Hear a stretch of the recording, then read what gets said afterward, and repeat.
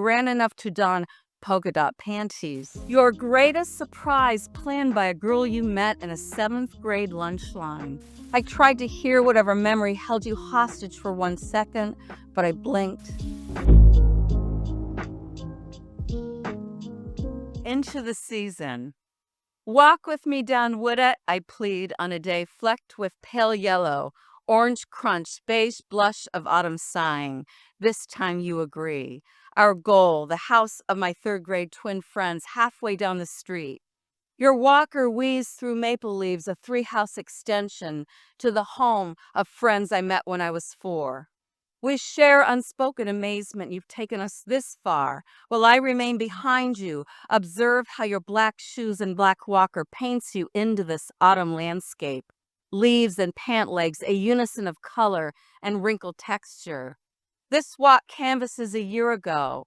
How much better you've handled decline than I have, as the sidewalk of your mind continues to gray, narrow, crack.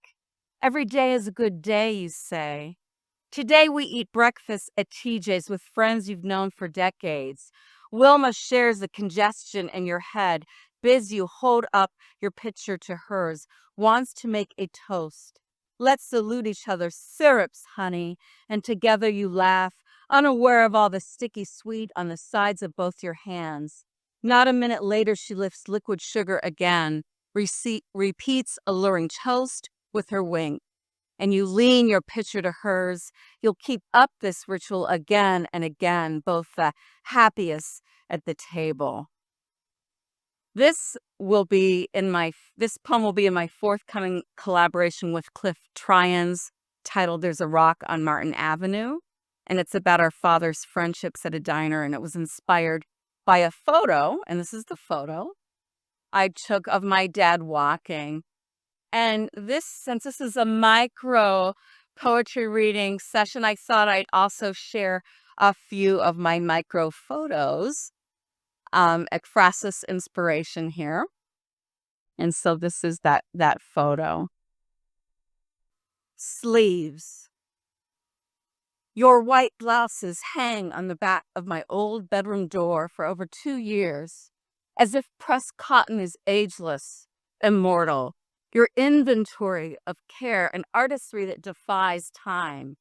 Ask all the cats in your backyard cemetery. Ghosts of purrs elevate, each 2 decades or more, fur bellies breathing and rubbed. Ask your piano sheet music played in your single decade, instructors' still legible notes, the blue willow plates. Ask silver ladle. Ask 60-year-old philodendron. Ask its home, yours, its rocker bed's 4 daughters' coos. Sighs your lullabies. Ask 4 boxes that encase each child's spirit. Lift one lid. See a salt map from an early 70s 4th grade assignment, still intact, and beneath angry stitches deforming a teen's once low-cut bathing suit. Ask neat revisions of all your poems that commemorate family. Ask paper that honors first words daughters spoke. Ask clean windows bloused in pristine curtains. Ask neighbors why they remember the smell of everything you baked them, why your smile comes in with that smell, along with flashes of blue veins from your hands.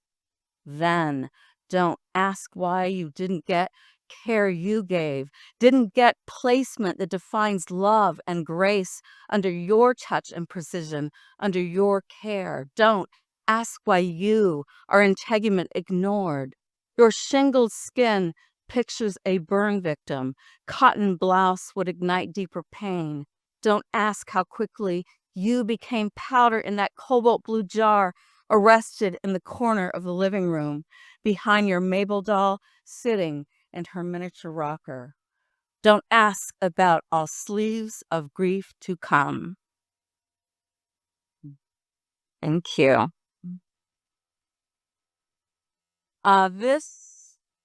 These next 2 little micro black and white photos are from the literary parrot, Dustin Pickering's anthology. These are cat bells on the back of my parents' porch, and their little red barn shed, and then this poem that was inspired by those. Between. Scope, snowscape of spirit, night of your backyard, cat bells soundless by porch, pause, your steps enshrined beneath terrain wintering blue birdhouse. It tips heavy with second snow, stark as absence. Lean right, a shed, its red prominence by looming maples. In between, a home, heat of routine. Practice makes memory, though lamps remain erratic. Father sleeps. Daughter paces hallway of vanishing family. Cat insists touch, urgent between arms, your tethered hum. Balloon ride over Espanola Valley for Deborah. Your greatest surprise planned by a girl you met in a 7th grade lunch line. Both full of preteen wanderlust, Deborah entertained you with details of her family trip southwest. More than 4 decades pass, and you're each other's traveling companion today in Santa Fe, mid-July. She tells you she purchased 2 tickets for a hot air balloon ride, proclaims the event grand enough to don polka dot panties. Can you be ready for a stranger to pick you up by 4:30 a.m.? So if you wait for your ride under land of enchantment stars and the loudest peace and quiet you've ever heard, you see your friend with deeper gratitude, knows she hopes to help you navigate your map, stake clearer lines on a balloon's flight. A pickup truck labeled Santa Fe Balloons arrives driven by Jeannie, wearing a black cowboy hat with gray hair full as she is skinny.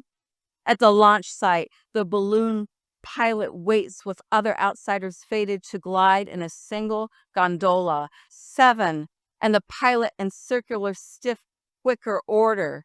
We witness the balloon come to life with desert sunrise, gores awake. The pilot Johnny's shoulder-length white hair flies freely under a twin black hat, shirt pocket stuffed with Marlboro and big red gum. He jokes he closed down the bars 2 hours before, and his sleep is ample, having sobered up sufficiently to open the propane valve. At ride's end, he'll toast a balloonist's prayer, pour champagne to celebrate. Sangre de Cristo range survives in jagged uniform, and the balloon shadow stamps itself in the center, while Johnny descends, envelops close to coral texture so each of us can feel a closer look at a mountain's folds with aching answers, the sudden awe found in wind's lift, the sanctity of ground, of space. My collection, Evidence of Starving, I actually took the picture for the cover. This is a thrift store picture. And I will admit, and this is definitely one of the shortest poems I've ever written. Digestion. Red heels, boots, lace gloves, residue. Wish red heels. I have 2 more poems for you. My collection, Meat and Bone. Now, I created the idea for this cover, but I did not take this photo. Nick Maciosi took this photo. Lost suitcase. Our suitcase has been wandering aimlessly for 4 years now. We landed that spring break in Key West without our belongings. When our luggage paid with wedding money never arrived, we filed the first claim, the second, then the third from home. 6 months later, Delta signed a $300 check, a letter of apology. The money didn't cover your brand new contact lenses, my sundress that still wore tags, the bathing suits, swimming trunks, dancing pumps, pink negligee. It didn't come close, nor did your settlement check 10 months later cover damage, fist holes, kissless, indifferent nights. You paid literally your last visit, and with no letter of apology, you handed me the long envelope as if I won the lottery or got to read the Oscar for Best Actor. You'll just love this. Buy something nice for yourself, you said, relieved, like someone paying off a long overdue library fee. And tears had me. But I'm giving it to you a month early. I thought you'd be excited." And you backed to the door like a kid, feeling he was being scolded for something he didn't mean to do. Your goodbye teetered like a wine glass missing the tabletop grazing edge when you glanced at my antique desk with all its books that once sat in our living room. I held on to you, sudden, urgent, my head tight to your chest. I tried to hear whatever memory held you hostage for 1 second, but I blinked, felt a pillow, feathered, weightless. You left. I put check in the bank, let dollars fly out like New Year's Eve confetti thrown, then swept away, like wedding rice scattered everywhere, like a lost suitcase found. Who might be more curious, someone opening a treasure chest from the other side of the world, or we finding abandoned love on our doorsteps? Maybe the suitcase still wanders, a vagabond, its lock suffocating old promise, just like a firefly caught in a clear plastic container. The next morning, the light gone. This last poem is from my book, Fragile Capacities, Full Poems. And this is my most read poem. It is the one that I'm almost always requested to read it. So I call it my signature poem. Palms Monday. No one seems to understand his agenda, not even Keon, nor can he tell you where he last saw his book, when he last bought a pencil, why he picks trash from the floor, eats it, then washes it down with his last piece of notebook paper. He parades into her class, wants daily to chart his own seat. He is the opening act in English. His box hair cut at the peak, a fan waving red matches lips colored CoverGirl vintage wine, ditto t-shirt and jeans that hug the bottom of crimson underwear. Scarlet shoelaces grip Terra Rosa high-top keds.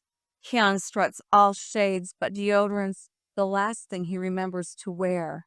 He knows her eyes will shaft him and her big horse lips flat if she doesn't see both hands on top of the desk. She's a crazy woman. She demands that he work. She won't let him touch his stuff. She wants to put out his fire. She's his biggest censor. She reams him each time his hand sneaks into his biggest pocket and under the charm. She hovers over him. A tormenting fly screams, "If the day ever comes when you turn in one assignment, I'll be so shocked. I swear I'll do a cartwheel for you." 2 months later, he marks himself present and like a faith healer announces he's got the miracle she wants. These chosen lines from Romeo and Juliet. "Good pilgrim, you do wrong your hand too much, which mannerly devotion shows in this. For saints have hands that pilgrims' hands do touch, and palm to palm is holy Palmer's kiss." On red construction paper, he printed those lines and with a black marker traced his hand over them. Students in 128 chant cartwheel, cartwheel. They always memorize a promise. She shrugs her shoulders. She has pants on. She has no excuse. Spins the first awkward cartwheel since 12 and curtsies for Keon. His gold teeth grin and ruby nose ring sparkles. Their eyes meet. For the first time, she sees child. He sees teacher. Thank you. Wow. Before the tardy bell. I'm supposed to give you a copy of my anxiety plan so I don't do this no more. Stacy holds up arms sleeved in razor cuts. It says she's to smell lavender candles next time she's upset. Another girl places in my other hand her new schedule, just out of juvie. Others eye an ankle bracelet as she ushers herself wordless to the only seat left, the one in the back with swastikas carved on its desktop. And the boy next to her continues to throw spit wads, staples, spiral paper fringe all over the 40-year-old carpet. He thinks he can read my mind. Don't think I'm going to pick up that piece of trash, 'cause that ain't one I threw. A stink bug drops from the ceiling onto a girl's syllabus. She screams, while another focuses all her attention on my response to her question, pronounced as a statement. Let me go to the bathroom before the tardy bell. I miscarried last night and need to go whenever I need to go.